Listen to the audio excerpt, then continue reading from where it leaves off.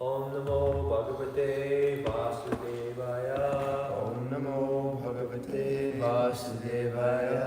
Om Namo Bhagavate Vasudevaya. Om Namo Bhagavate Vasudevaya. Om Namo Bhagavate Vasudevaya. Om Namo Bhagavate Vasudevaya. Reading from Śrimad Bhāgavatam, Canto 3, The Status Quo, Chapter 24, The Renunciation of Kardama Muni. And before reciting the Bhagavatam, we should just chant the Bhagavatam.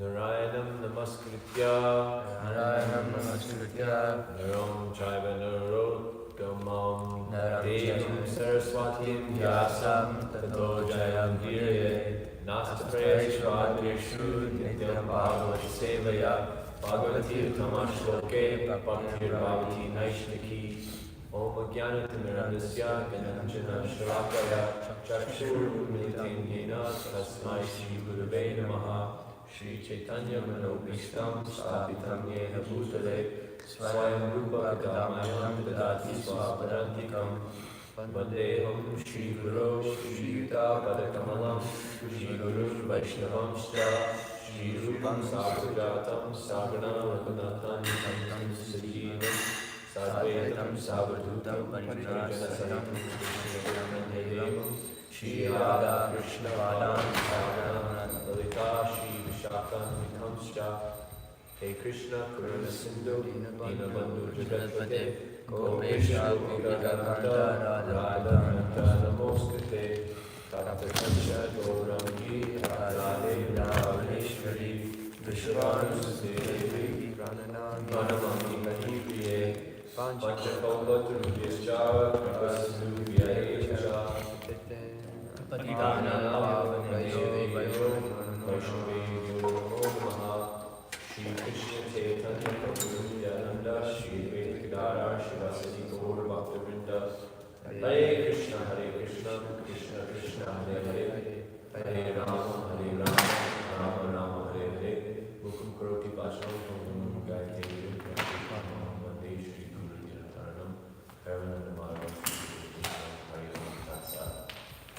Before speaking anything, I would like to request the blessing Maharaj speaking first. Hare Krishna. Thank you for coming and inspiring me. And all the devotees, thank you for coming. And the more actually that the devotees want to hear the Bhagavatam, the ones that want to hear and the ones that want to speak, the more that they desire that Krishna can fulfill their desire. Like Lord Chaitanya was talking about how in Sanatana Goswami's association, he was inspired to be able to speak even more. So, although I'm not such a good speaker, I don't know very many shlokas, in your association, perhaps Radha will reciprocate. Earlier, like I was saying, we're in chapter 24, the renunciation of Kardamuni. And we're finishing this chapter. Tomorrow we'll start the next chapter. Is that the right government? Hopefully I don't get in trouble. This should be my, someone else is supposed to do this.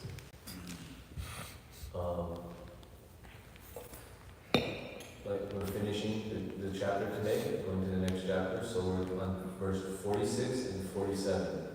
So they both have purports. So I wonder why I got. One's a short purport. Okay, no problem. I'll just chant the first one and then I'll chant the second one. We'll chant it all together. Oh, come on. And then we'll read everything through the purports and translations and everything else.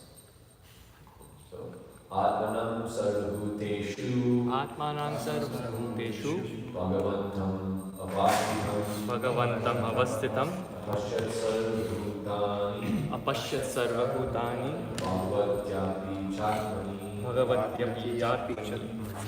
You began to see that the Supreme Personality of God is in everyone's heart and that everyone is existing on Him because He is the super soul of everyone. Now this week we'll know the responsibilities 47 and then we'll go through it, all synonyms and everything. There's quite a bit in both of these verses, so You got it. okay, so Ichadvesha vihinena Ichadvesha vihinena Sarvatra samchetasa Sarvatra samchetasa Bhagavad Bhakti Yuktena Bhagavad Bhakti Yuktena Prapta Bhagavati Gati Prapta Bhagavati Gatihi Ichadvesha vihinena Ichadvesha vihinena Sarvatra samchetasa Sarvatra samchetasa Bhagavad Bhakti Yuktena Bhagavad Bhakti Yuktena Prapta Bhagavati Gati Prapta Bhagavati Gatihi Ichadvesha vihinena Ichadvesha vihinena Sarvatra samchetasa Sarvatra samchetasa Bhagavad Bhakti Yuktena Bhagavad Bhakti Yuktena Prapta Bhagavati Gati Prapta Bhagavati Gatihi.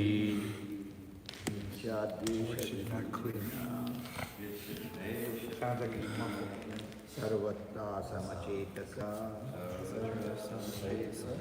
Bhagavad Bhakti Yuktena Bhagavad Bhakti Yuktena Prapta Bhāgavati gati Prapta Bhāgavati gati Chadvesha Vihinena Chadvesha vihinena Sarvatra Samachetasa sarvatra samachetasa Bhagavad Bhakti Yukte Bhagavad Bhakti Yuktena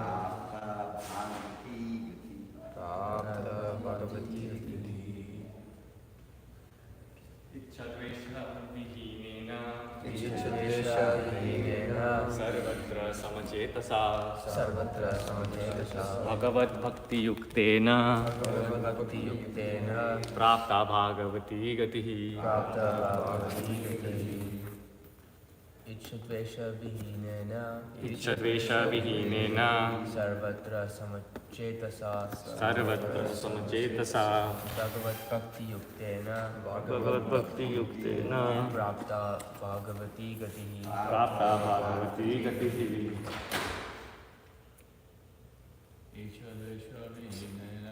Ichchadvesha vihinena sarvatra samachetasa Bhagavad Bhakti Yuktena Prapta Bhagavati Gatihi.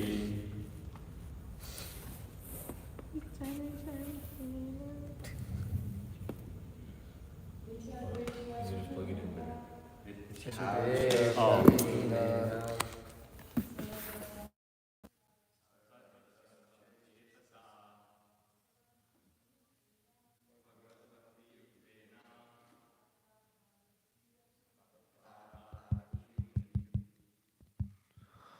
Icha, desire. Dvesha, and hatred. Vihinena, freed from. Sarvatra, everywhere. Sama, equal. Chetasa, with the mind. Bhagavat, unto the personality of Godhead. Bhakti Yuktena, by discharging devotional service. Prapta, was attained. Bhagavati Gatihi, the destination of the devotee, going back home, back to Godhead.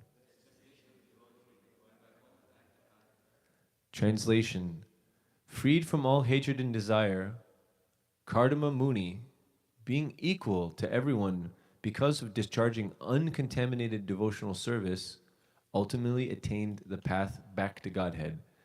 Please repeat. Freed from all hatred and desire, Kardama Muni, being equal to everyone because of discharging uncontaminated devotional service, ultimately attained the path back to Godhead.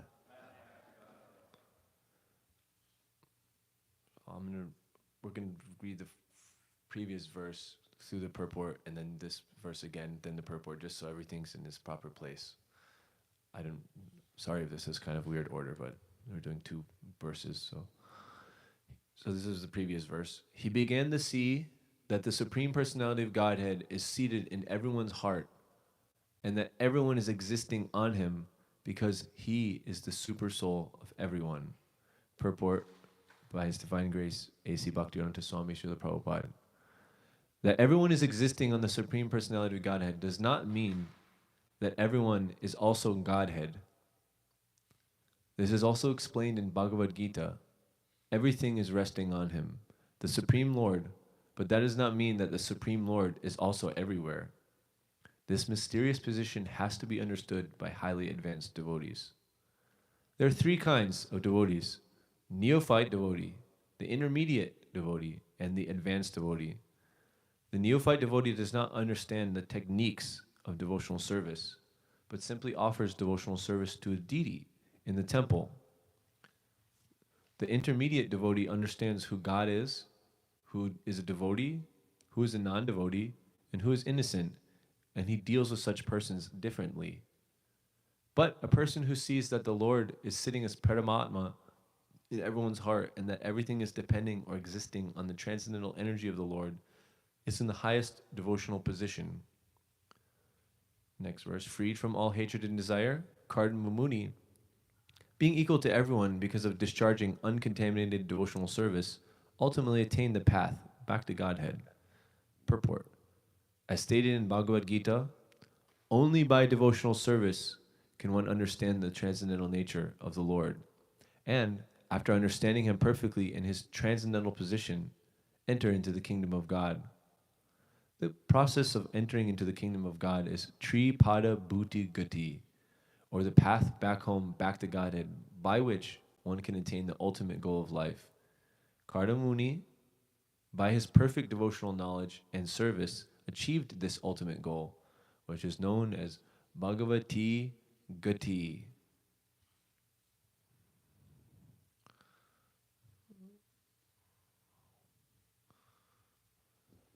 So he began to see that the Supreme Personality of Godhead is situated in everyone's heart, and that everyone is existing on him because he is the super soul of everyone.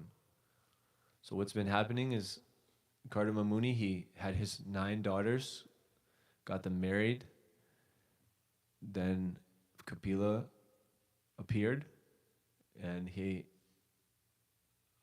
had some conversation with Kapila Muni, and after getting circumambulating his son, who is the Supreme Personality of Godhead, now he is going to retire to the forest as a mendicant, traveling mendicant, and just performing devotional service, and he's going to go back to Godhead. And so this is the end of that we hear about Kardama Muni. I don't believe we hear about him anymore in the Bhagavatam. In the next chapter, Devahuti will be asking Kapila Bhagavan, not to be confused with the atheist Kapila, about so many different questions, and he will enlighten her, and through the Bhagavatam, he'll enlighten all of us more about devotional service. And so in the purport, Prabhupada starts talking about that everyone is existing on the Supreme Personality of Godhead does not mean that everyone is also Godhead. This is also explained in Bhagavad Gita. Everything is resting on him, but that doesn't mean that the Supreme Lord is also everywhere. So in Gita, Krishna is explaining in chapter 9, Mayatatam midam sarvam jagad avakta murtina stani sarva bhutani na chaham tvaishvastiti taha. Mayatatam idam sarvam, that he's pervading all of this material energy, this maya, with what? His jagad avyakta murtina, his avyakta murtina, his unmanifested form. Krishna is pervading everything. And matstani sarva bhutani, that all the sarva bhutani, all the different living entities are situated on Krishna. Na chaham stiti taha, but he's not in them. And so Prabhupada's explaining this. Everyone's existing by the mercy of the Lord. He's created everything. He's pervaded everything. He's made all the ingredients that compose everything. But it's not like you and I are God just because we're made from God's energy. Krishna even says, "Na," in the next verse, "Na chamat stani bhutani paisham me yogamaishvaram bhuta brinnacha bhutasto mamatma bhuta bhavana," that he's also separate from his creation. Although, and this is his yogam aishvaram, this is his mystic opulence. So this is difficult to understand, where actually Kardama Muni, even though this is difficult to understand, he's attained this highly advanced position, and he actually sees this. He began to actually see the Supreme God, Personality of Godhead, seated in everyone's heart. Different kind of people, they tried to explain reality in different ways. And Lord Chaitanya's perfect explanation of reality is achinta abheda bheda tattva. And this is what Krishna is explaining in Bhagavad Gita, and what Kapila Muni will explain. this Achinta Beta Beta Tattva. This is, everything is created by the Lord, and He's sustaining everything, yet He's also completely and simultaneously different from everything. So there's different kinds of theists. There's some people that are pantheists. They think that God is just the universe, or they may think of everyone as God.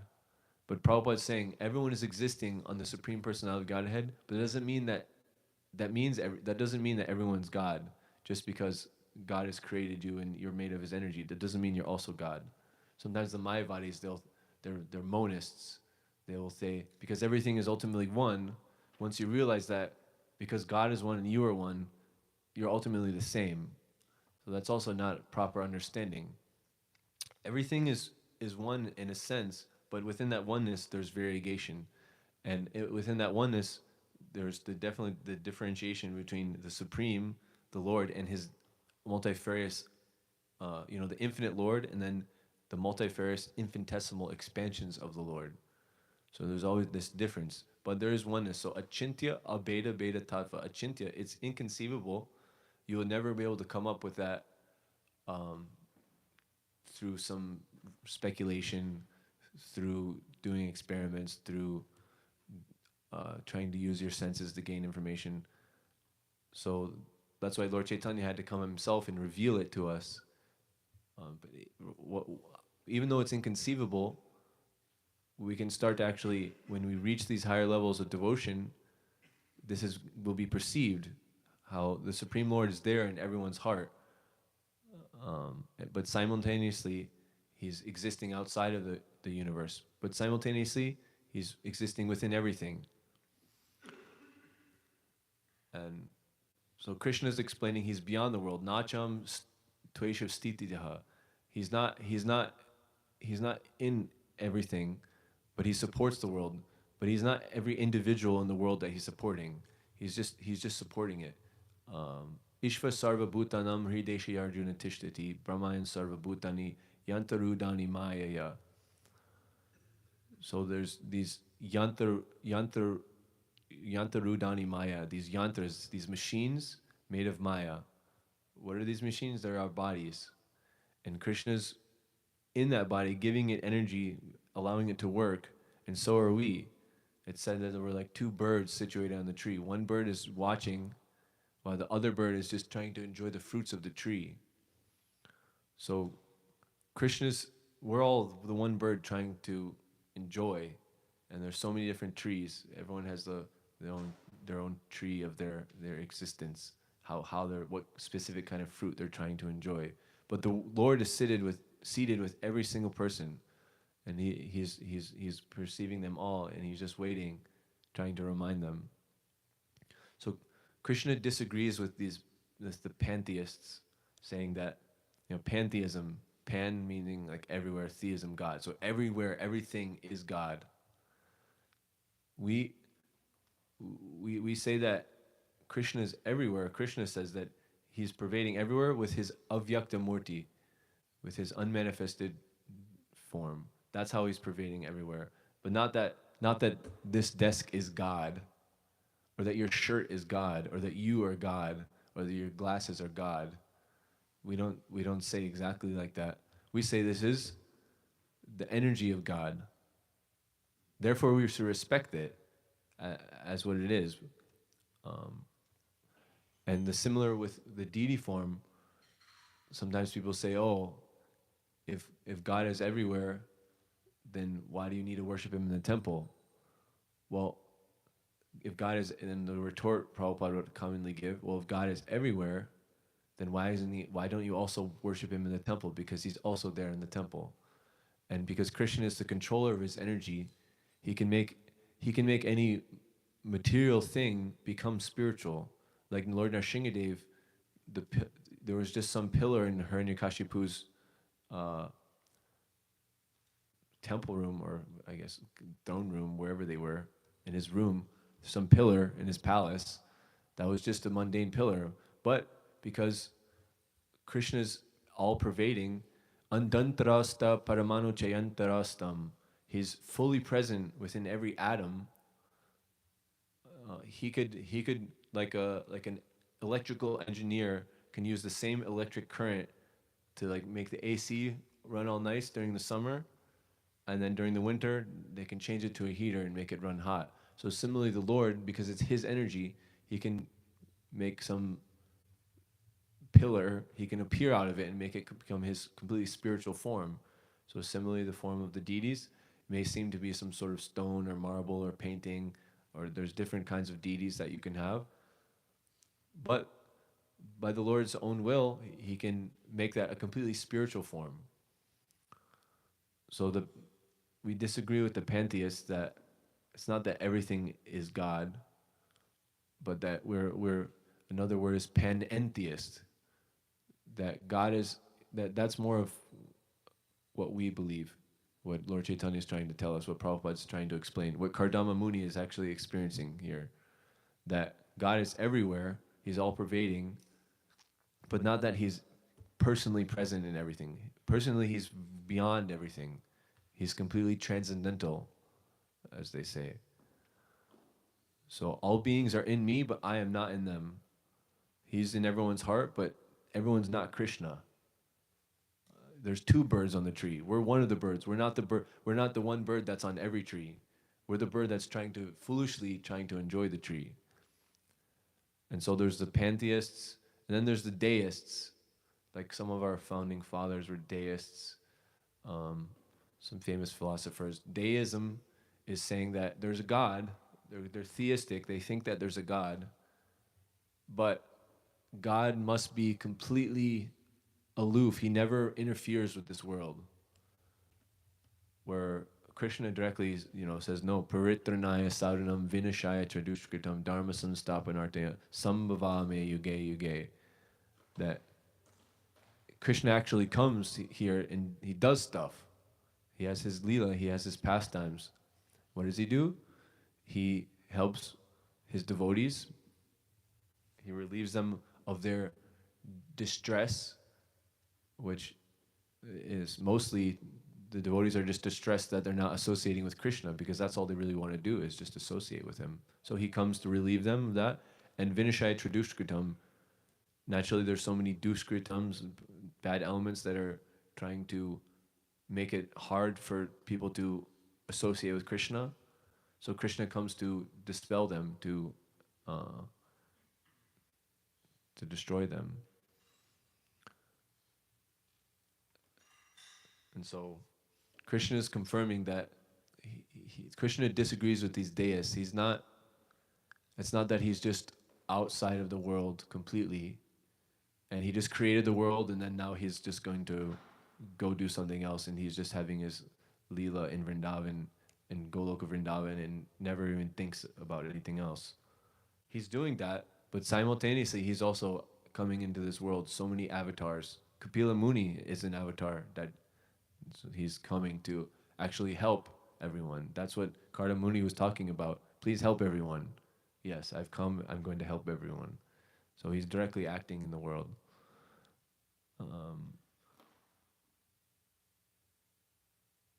Prabhupada explains in the purport to 9.5. The Lord explains this fact, how he's the maintainer and sustainer of the entire material manifestation. He doesn't touch this material manifestation, kind of like the deists think. Similarly, simply by His supreme will, everything is created, everything is sustained, and everything is maintained, and everything is annihilated. There's no difference between His mind and Himself, like there's a difference between ourself and our present mind, our material mind. Because He is absolute spirit, simultaneously the Lord is present in everything, yet the common man cannot understand how He is personally present. So Krishna and Prabhupada disagree with the deists. One should, and Prabhupada says in the previous purport of 9.4, one should not conclude that because He's spread all over, that He's lost His personal existence.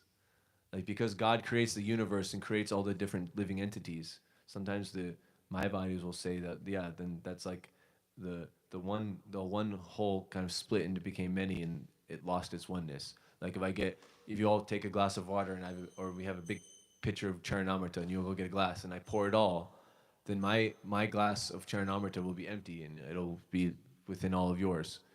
But that's not what it's like for God, like transcendental math.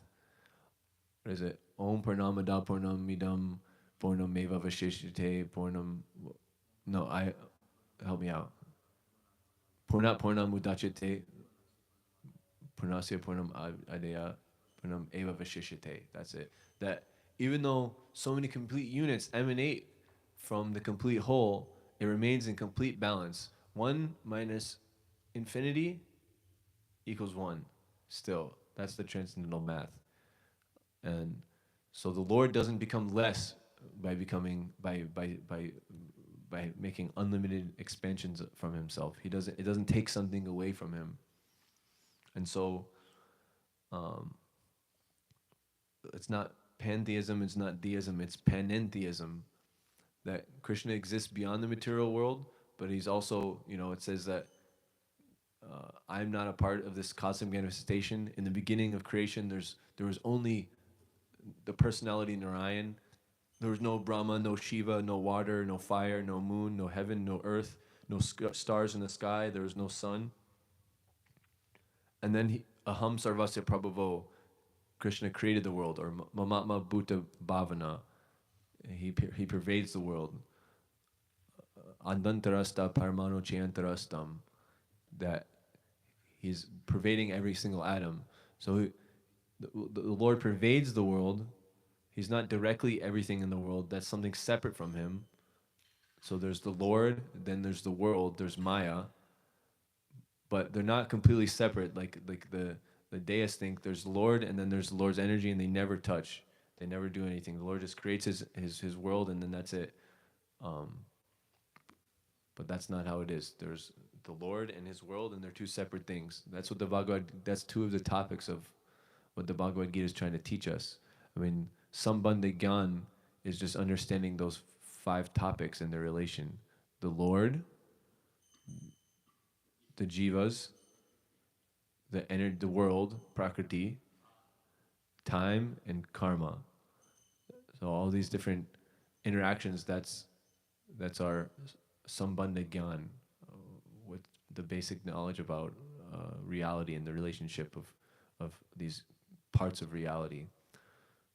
So the world is different from the Lord, and we are also different from the Lord. There's jiva, there's the Lord, and there's the world. They're all 3 separate things. They're simultaneously one and different. Achintya abheda bheda tattva. So we have to understand this. And this mysterious position has to be understood by highly advanced devotees. So we see Krishna's aspect in everything. In the chapter 10, Krishna's explaining all kinds of ways he can be remembered. I am the taste and water. I'm the light of the sun and the moon. I'm the heat of fire. Anyone remember any other things? I'm the prowess of man. I'm the intelligence of the intelligent. Yeah, he's sex according to religious principles. Yeah, he's all the potency of the different senses that we want to perceive. We want to taste something nice. That taste is Krishna. Like Prabhupada said, a drunk they should taste wine and they should remember this taste is Krishna, and that will help them become Krishna conscious. Or anytime we smell anything, only because of Krishna, he's the ingredients of the smell. He's my ability to taste the smell, and he's the smell. He's giving the potency of the smell to actually have potency. All these different things are coming from Krishna. So they should be remembering these. All these things should enable us to remember Krishna.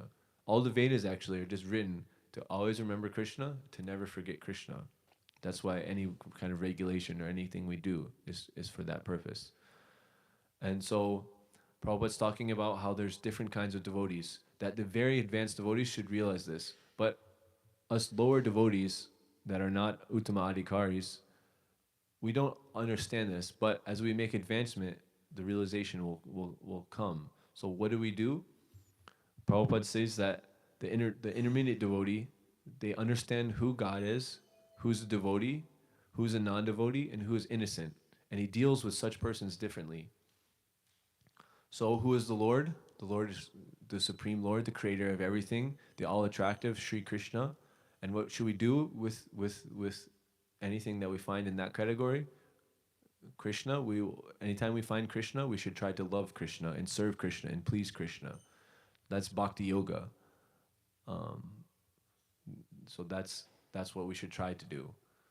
We're not naturally trying to do that. We're naturally trying to serve our senses because we're in illusion, thinking that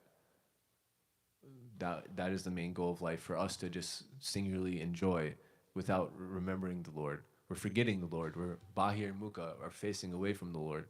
So whenever we remember the Lord, we should remember that the Lord is there. That's what we should serve. That's what we should please. And that's our highest thing. Then for the devotees, we should act appropriately. We should see who is a devotee, who is actually worshiping the Lord, who is pleasing the Lord. Well, we should become friends with those that are our equals. If there are juniors, we should engage them so they can make advancement. And for our seniors, we should inquire from them submissively and render service. And we should never disrespect them. We give respect to all kinds of devotees. Like Prabhupada said in one lecture, advanced devotee, never disobey or disrespect another devotee. Disrespect to another devotee is great offense, Vaishnav aparad. It's a very serious offense. Therefore, we teach to address amongst the devotees, Prabhu. Prabhu means master, such and such Prabhu. This should not be simply spoken by the lips, it should be realized. Everyone should think our devotee as everyone should think other devotees as his Prabhu, master, not that he should try to become master. So unfortunately, with being fallen and conditioned, even when we're put into a transcendental position, we can make it mundane again. Like when I first joined ISKCON, I remember, oh, they're calling each other Prabhu. That's so cool. Like they're like so humble. But now it's just like, it's like, you know, hey Prabhu, take the trash out. You're just like, Prabhu is just another word now. It's lost kind of the import and the little bit of Aishvarya that it should engender when said. When really, calling someone Prabhu, we have to remember Prabhu actually means master, that we're considering ourselves their servant, and they're our master. And so therefore, it should be very respectful. And so that's how a transcendental devotee acts. So even though we're not on the transcendental platform, if we practice the culture, then we can make advancement. Then we have the innocent. So we got the devotees and we have the Lord. We serve the Lord, we respect the devotees, and then the innocent, we give them mercy. Jiva doya Krishna nam sarva dharma sar, Bhaktivinoda Thakur writes in Nityananda, Nadia Gujruma Nityananda Mahajan. Be merciful to all souls and chant Krishna's names. This is the essence of all religion. Of course, we have the Yuga Dharma, Haranam, Haranam, Haranam, Eva Kevalam, Klo, Nasteva, Nasteva, Nastira, Antir, Gatyata. Help me out. Gatir, Anyata. And so this is the secret to making advancement, is actually trying to help the innocent souls. You focus on giving the mercy to others, and that'll be the greatest advancement, because one principle of Sankirtan, or glorifying Krishna, is that you have to remember everything that you learned about Krishna, everything that you heard. And so that helps you keep that inside of you. Said like knowledge is like a pot with a hole in it. So it's always leaking. So if you're not constantly putting something in, no, that's not a good example. What? Yeah, if you don't constantly, well, I'm thinking of like giving it to others. Anyways, I heard that example and somehow it's not forming right in my mind right now. But if you don't give to others, then eventually you'll become empty yourself. But by giving to others, you're constantly refilling yourself as well as helping them. And so if they ask some question that you don't understand, then you'll have to study more, and your understanding will have to deepen. And when you go through that, then you'll remember that point even better. And so we try to go out and give mercy to the innocent when we're going out, on the streets. Someone that's just ignorant of the truth, but not envious. We try to help them, chanting the holy name, giving them prasadam, having them take a book, inviting them to the program. Prabhupada says the duty of a Madhyama is he makes Harijana, he makes Hari people, Hari Krishna people. That's what they do. So that's what we should try to do. We may be on the neophyte stage, the Kanishta Adhikari stage, but we should aspire to go to this higher Madhyama stage, and so we should try to do this. And by trying to do that, we will attain that stage. And just trying to identify these four groups. So we have so far Krishna, who we should love, the devotees who we should respect, the innocent who should give mercy, and we have the envious, that what should we do? Nothing. We neglect them, we ignore them, we don't talk to them, we don't preach to them, we don't tell them something. Because, well, Krishna has a mission. What was his mission? Parichanaya sadhanam vinashaya taduskritam. Krishna will take care of the duskritams. If we're spending our energy trying to tell them something, they're just going to blaspheme the devotees more. They're just going to dig themselves deeper into a ditch, deeper into a hole, and it's not going to help. Like Bhaktisiddhanta Saraswati Thakur says, it's the duty of a Vaishnava preacher to point out the futility of any process besides surrendering to the Supreme Lord. An envious person, however, so we should point out to the innocent the futility of any other thing. What are you doing with your job? What do you think is going to happen at the end of your life? What do you think is going to happen during your life? Like, what are you actually doing? You're just trying to enjoy. Your body's not meant for enjoyment. You know, I can massage your finger, or I can stick a nail through it. What will give, if you get more pain or you get more pleasure? The body's meant, or like, everyone's, knows how much it gets hurt to get kicked in between the legs. That's much more pain than the little, few seconds of pleasure that you can get from any kind of sexual activity. So the body isn't necessarily made for pleasure. So why are we spending all our time doing this? So like this, we can point out the futility of any process besides just surrendering to the Supreme Lord. But an envious person will resent such strong preaching, and he'll disrespect the person who's trying to say it. He'll consider that they're unnecessarily trying to criticize others. Such a person who can't appreciate the mercy of a Vaishnav, they should be neglected. Otherwise, according to Bhaktisiddhanta Saraswati Thakur, their cheating mentality will increase day by day. So we need to neglect those who reacted with this taste at the Harinam. They're, get a job, you guys. If they're so, we have to see if they're actually ignorant or they're envious and blasphemous. Srila Bhaktisiddhanta Saraswati, this is from a purport where this verse is talking about the four kinds of devotees in the 11th canto. Srila Bhaktisiddhanta Saraswati Thakur, this is written by Prabhupada's disciples. This is in the 11th canto purport.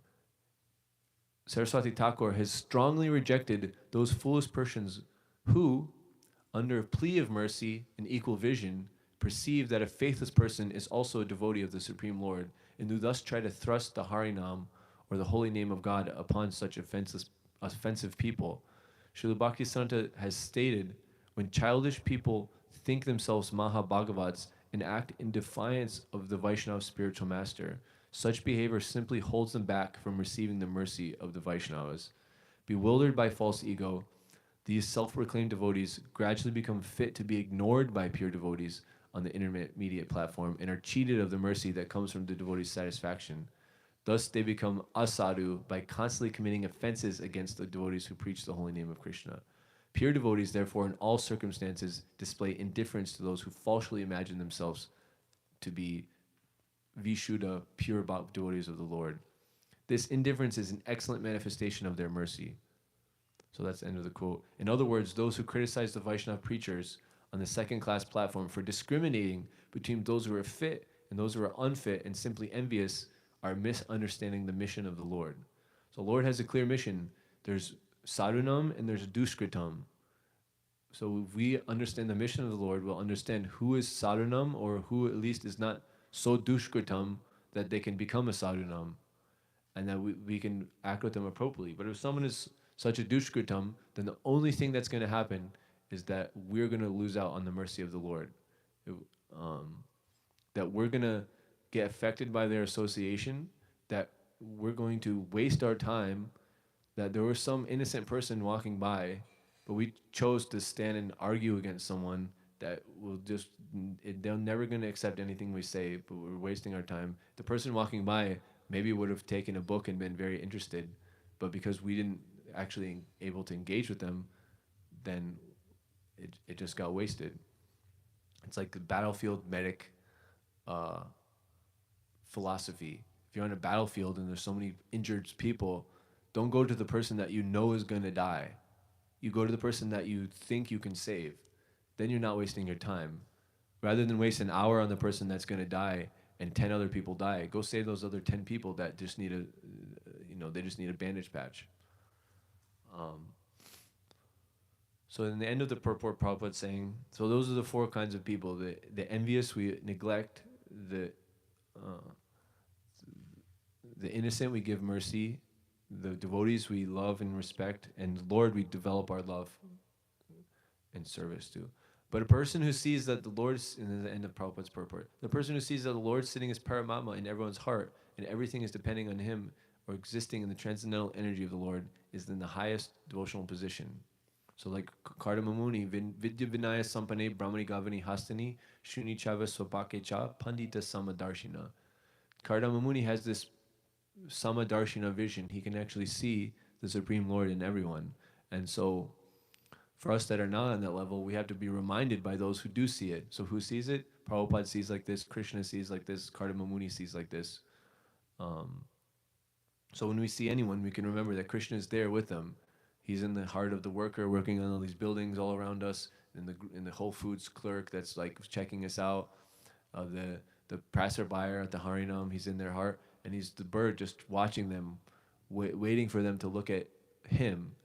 And so knowing that, remembering that, maybe we don't realize that we don't remember that at all times.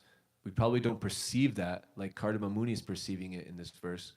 But we can remember that the Lord is there, and the Lord is just waiting. He's arranged that whole and living entity's life to come around for us, so we can try to help connect that entity to the Lord, to help change them from facing away to the Lord to facing to the Lord. And by doing this, we can make advancement and get to that point where we actually have the vision to see exactly like Kardama Muni, see like Prabhupada sees, seeing the super soul there. Like in the beginning, we have to fight to keep our mind coming back to Krishna, chanting japa, then the mind goes, oh, okay, bring it back to the mantra. Just hear the mantra. But then it's stated when you get to the level of Shakti, sometimes you wonder, I was talking about mundane topics and somehow my mind just instantly went to the Lord. And we're trying to talk like Krishna, about Krishna, trying to meditate on Krishna. Somehow our mind just goes off to every other thing besides Krishna. Then on a Sakti, you can be talking about anything and your mind will go to Krishna. And then what to speak of those on the level with actually Raga Bhakti, like the residents of Vrindavan, they try to forget Krishna as hard as they can, but they can't, no matter what. Their consciousness is always going to there. So we want to follow in that footsteps. We want that consciousness to be our goal. So he began to see that the personality of God is seated in everyone's heart and everything is existing on him because he is the super soul of everyone. Free from all hatred and desire, Kardama Muni, being equal to everyone because of discharging uncontaminated devotional service, ultimately attained the path back to Godhead. So just by avoiding the envious, we don't hate them. We're just giving them the best opportunity they can to serve Krishna, which if they're envious, it means not engaging with them, because if we engage with them, they will just make more blasphemy, dig themselves deeper into a ditch.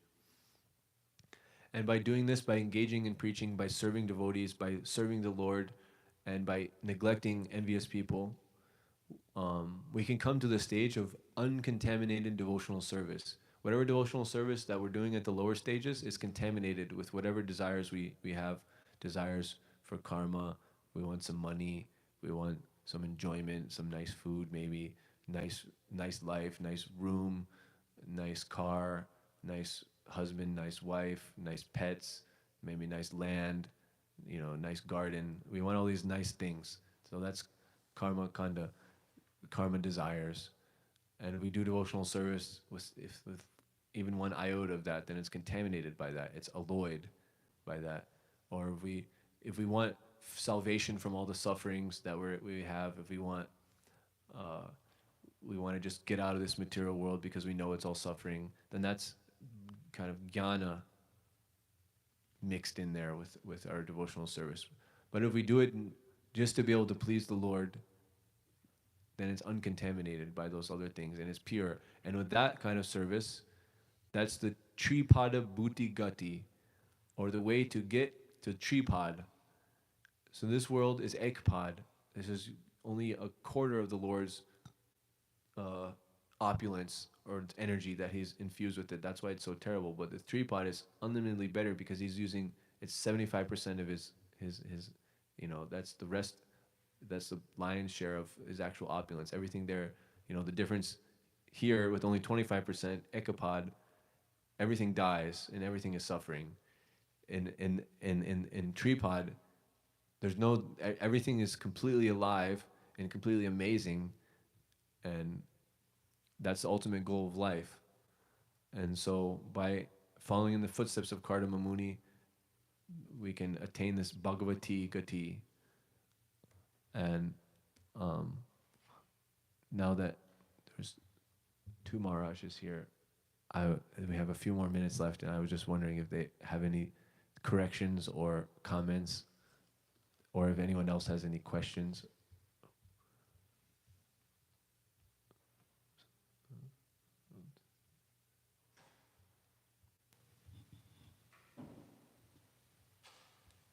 Marge, anything?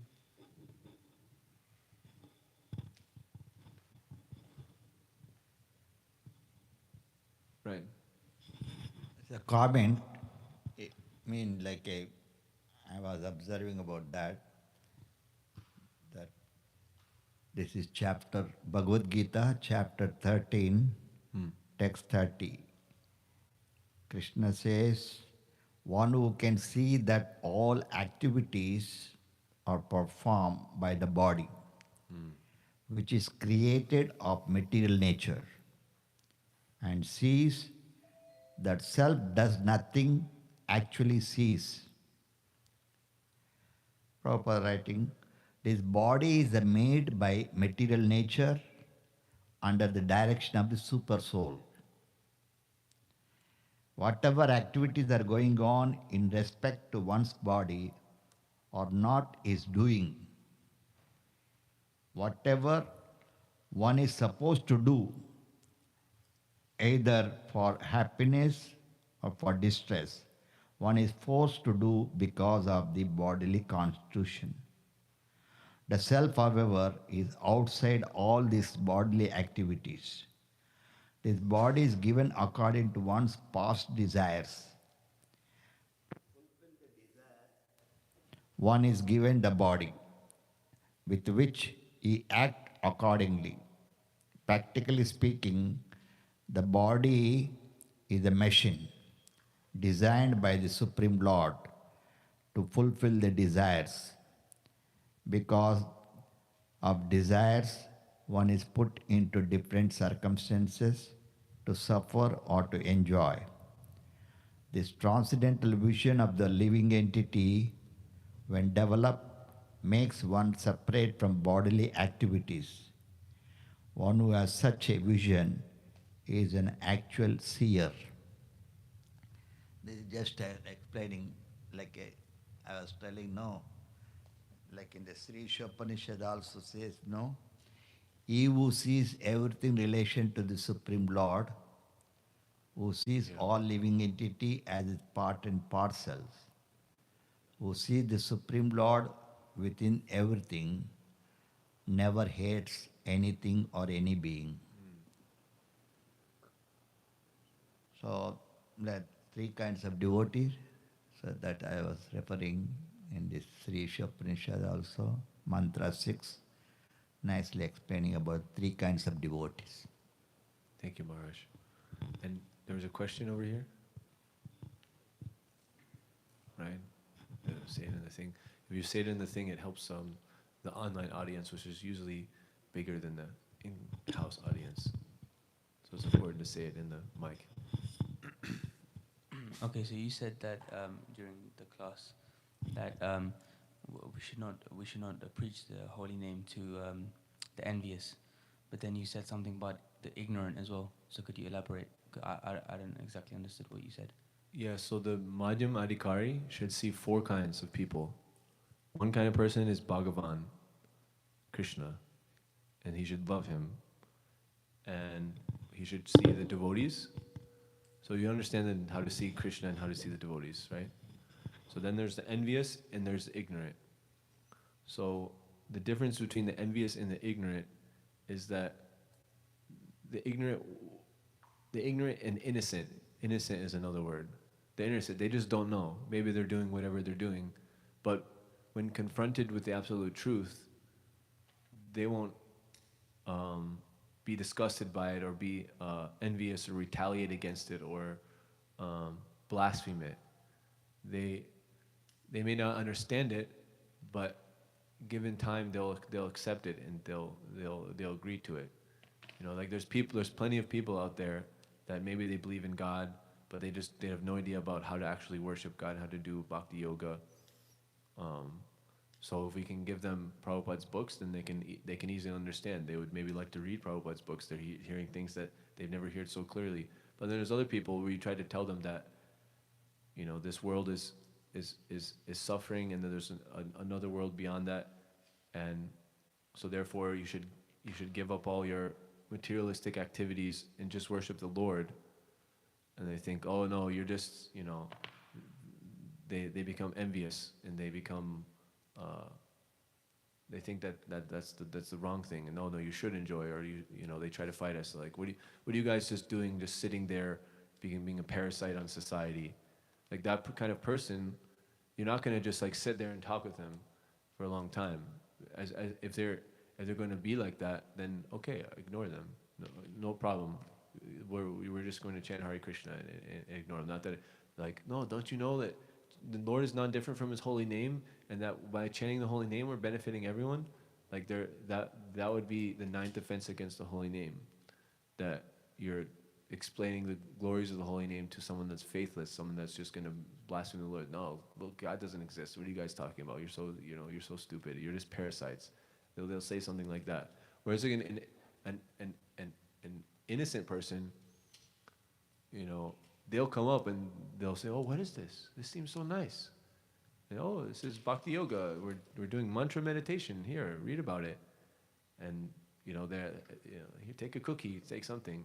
So that's you can perceive the difference. And so becoming a madhyamadikari means acting accordingly. Like first being able to understand who is innocent and who is arrogant and envious, and then minimizing the time that you spend with the arrogant and envious, and maximizing the time you spend with the innocent and the devotees and the Lord.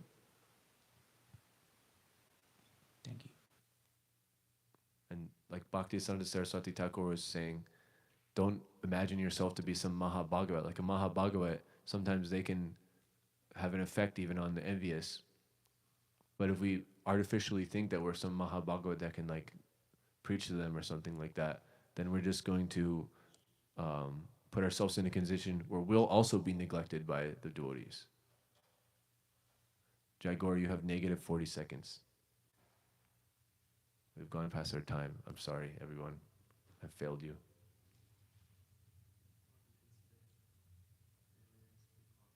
Maybe you need to turn it on again. Probably is low battery. That's a sign from God. Hari Om Tat Sat. All glories to Srila Prabhupada, Śrimad Bhāgavatam Ki Jai.